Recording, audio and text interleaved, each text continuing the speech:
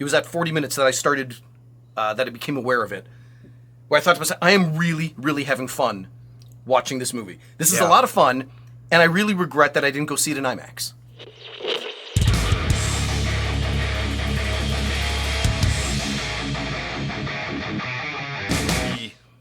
You like fast cars? Love fast cars. Speaking of fast cars here.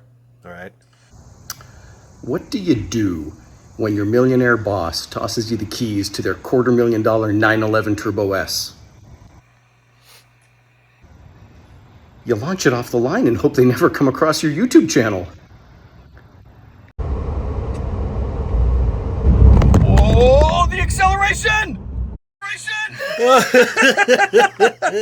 Welcome to Two Gaming Dudes. Speaking of awesome fast cars. Fast freaking sweet cars. Furiosa. Yes! I absolutely am in love with this film. I loved it. Okay. I thought it was fantastic. End of review. Click subscribe. All right. We'll see you in another video. I'll tell you why. We've seen action scenes like this in other movies. But Fast and Furious style, all that bullshit. Yeah. But you've never seen it like this. Yeah. Which is really cool that you can add these new elements. I mean, we've seen car chases, but how about car chases with bikes that can also fly and have parachutes? And like, you add all these extra elements in, and you end up with action sequences that literally you will never find anywhere else other than this movie. Yeah. And that's pretty spectacular. To build onto that, not only did they, when they were sitting around in production meetings, said, okay, what kind of stunts do we want? And I don't know it for a fact. I just know this is how George Miller approached it. He said, I want the stunts to look like traditional Mad Max car chases. Right. But who are those French circus guys, Cirque du Soleil, that do the crazy stuff? Can we add some of that shit too? And some stunt coordinator was like, yeah, I think we could do that. Sure, we can do that in CGI. Nuh-uh. Right. And beyond that, said, you know what? We're going to do it for real. What do you mean? I'm going to find some dirt bike riders and some race stunt drivers, and we're going to do this shit for real. Yeah. And it feels completely different than Vin Diesel flipping a tank upside down and landing upright. Yeah. That is a real stuntman jumping from that motorcycle to the top of that crane and then onto a truck. And if he messes it up, he will die. Yes. On camera. He will die. He did it for real. And That's badass. Fantastic. Badass. It's the same reason why I've been enjoying some of the later Mission Impossible movies, because he's doing these stunts. Right. They're real. The last one where he drove a bike off a cliff. That's Tom Cruise. Yeah. You see behind the scenes and Tom Cruise is like, here I go. And he goes off the cliff and you're like, you did that for real?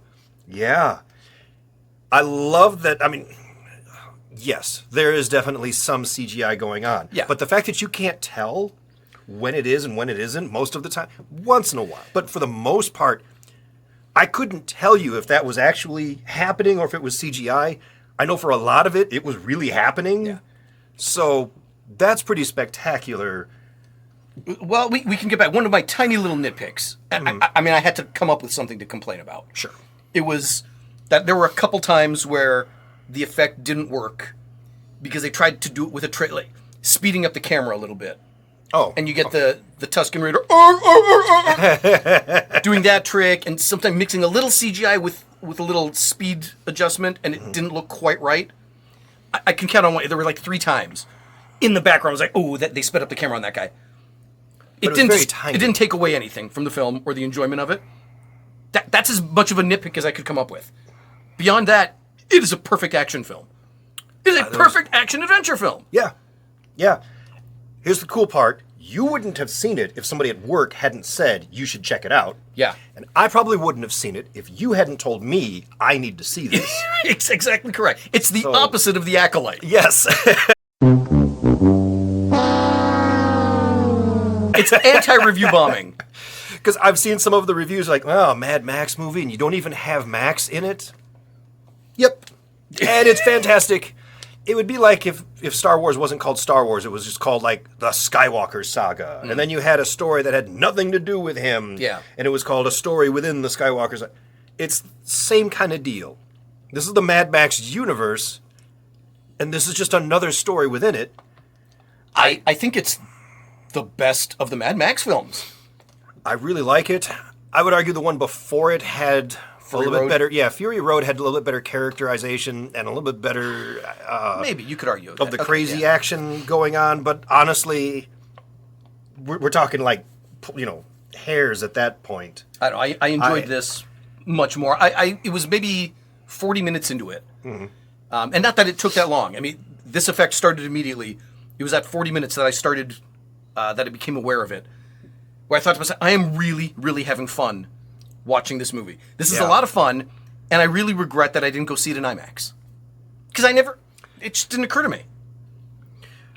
Yeah, yeah. And then the second thing I thought to myself is Anya Taylor-Joy, who we first saw in The Queen's Gambit, which is not your thing at all, but excellent series. It was. Oh, okay. I You loved liked it. it. Okay. I loved it. Yeah. I thought to myself, wow, what an excellent young actress. She's 28 years old. That's awesome. She's like Tom Holland. She's got that forever young face. Right. I mean, yeah, she's a great actor. She's not a child. She's a properly trained, experienced actress. Of course she's great. Okay, but So what's great is you have properly trained, experienced actors and actresses. Right. You have a very talented and very experienced person behind the helm. You've got George Miller. yeah, this guy's a maestro. Making movies for a long time. Yeah, and that was a little bit that threw me off when I did catch some of those little. I mean, they're so minuscule; they're not even really worth mentioning. But I thought to myself, well, why just CGI that? Even in it's George Miller. Even in Beyond Thunderdome, you actually built a Thunderdome. Yes. And then if you think about, well, yeah, but a studio's not going to okay. Like, do you have to build a $13 million Thunderdome? Can't we just do it with computers for $50,000? It's that, and there's also some understand. insurance stuff going on. I mean, Jackie Chan and his stunt team can't get insured. Right. So they have to make movies in other countries because you can't make his movies in the U.S. Well, same thing with Tom Cruise. He has to be the executive producer on every one of his films because his movies can't get bonded. Because you can't have your lead actor doing these insane, death-defying stunts. No bonding or insurance company will go near it. He Right. has to pay for it himself. Yeah. And he does. And he does. And Yeah. okay, Scientology is batshit, but he's got credit with me for that. Damn, his movies are pretty good. And he still makes a good movie. Yeah, I mean, yeah, he's he's a bit of a wreck, but his movies are great. What'd you think of Hemsworth? Much better than I was expecting. Right. I was expecting something much more, I don't know, like the Ghostbusters 2016 movie, just something a little bit more ridiculous. Yeah. But that's not who he was. He makes an excellent villain. And an excellent real villain. Like towards the end, you almost feel sympathy and pity and understanding for him. Yeah. He's not just evil because we need the bad guy to be evil, so let's make him evil. It's like, no, he connects with her because they've had the same upbringing. He's feeling the same pain. This is his reaction to dealing with this fucked up shit world. It's just as valid as hers, as your heroes. Yeah. It is very, very well written, and he plays it really well. He doesn't get enough credit as an actor because he does stupid movies. Right. But when he does do something, even this, it's a silly movie. But when he does a role that That just demands more of him. it doesn't seem like it because it's cartoonish. But that is an extremely difficult role to pull off correctly. That could have been really stupid. A lesser actor yes, really could have messed that up, and it would have affected the entire film. Yeah. He pulled it off masterly. Because if you can't have a good villain in your story, your whole story kind of falls apart. I mean, the complaint would have been, yeah, it was fine, but Chris Hemsworth, he's doing like Marvin the Martian. It just looks stupid. It's not believable. It's very believable, and it connects in a real way. It is really well done. Yeah. Really well done, and kudos to him, because he pulled it off really well. I'm going to say one more thing about the action sequences in this movie compared to the action sequences in some of the other movies that I've seen recently, especially the more modern mainstream ones. It's usually story, and then you stop the story because action scene, and then you stop the action scene, now you can continue with story. In here, the story is actually in the action. Her character development happens during the truck heist, which was really cool to see. Like, she goes from I'm hiding to I'm participating to I'm protecting to, like, you see this growth in character happen. Yeah. And she doesn't really have to say anything. Yeah, that's true. And you see it during the course of the entire 2-hour, 20-minute film. Yeah. Where she starts off as a child, completely helpless and dependent, to the very last scene, which leads into Fury Road, where she is now the protector, and she's going to rescue the mothers. Yes.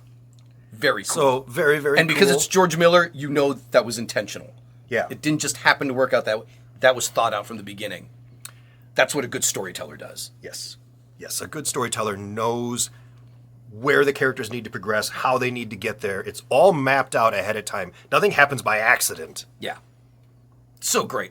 We're pretty spoiler-free, right? We didn't say anything. I don't think we said anything. I mean, there's not much to spoil at this point. If you haven't seen it, you definitely need to. You must. It is fantastic. Yeah. I'm sorry you're not gonna. If you haven't seen it by now, I'm sorry you're not going to get a chance to see it in IMAX. That We sucks. didn't either. I would have loved to have seen this in IMAX.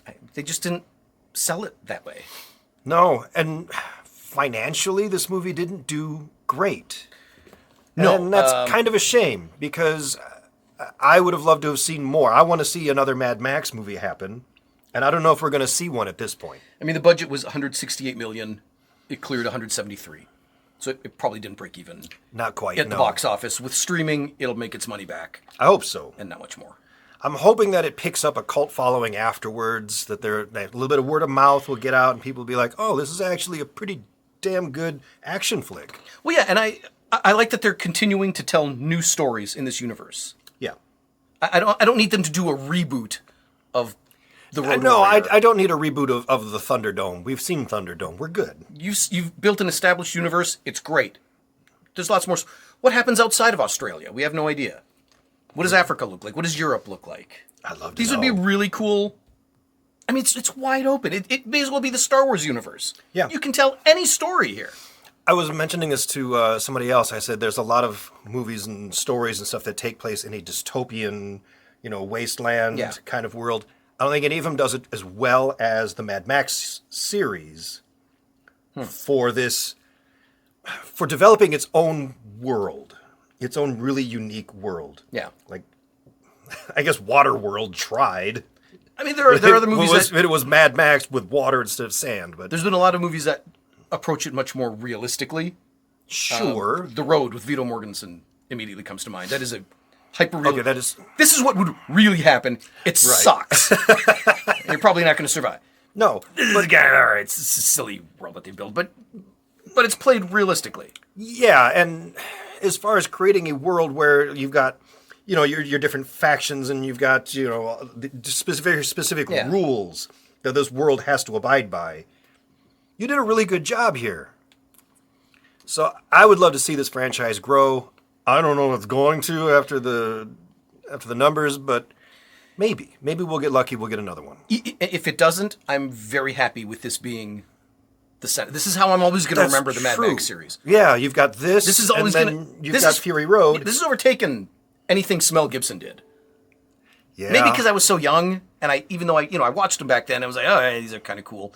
It didn't They affect are, me but- like this. This may have gone onto my top 10 list. That's how much I loved this. Wow. It was an excellent, excellent film. All right. I don't know if it made my top 10 list, but it was definitely an excellent film.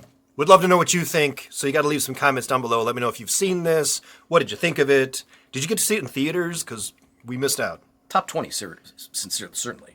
Yeah, 20. I will give it that. So, yeah, go. I will it. give it It's on the internet now. Go watch it now, man. Or, Amazon or whatever it is that you guys do. However you your movie.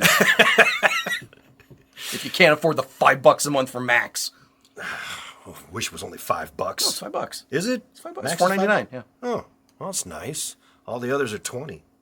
The others are bullshit. All right, you know what to do. Like, share, subscribe. All right. Do all that. Yeah, we'll see you in another episode. Okay. You didn't say anything about my sex dungeon. I don't think anyone's actually going to believe. All right. It's because everybody's in like cool leather Mad Max outfits and we're like, this should be like some kind of torture dungeon in the background. I don't know. It worked for me. All right. I'll see you later. Live from Charles's bedroom. Two gaming dudes signing off. Bye.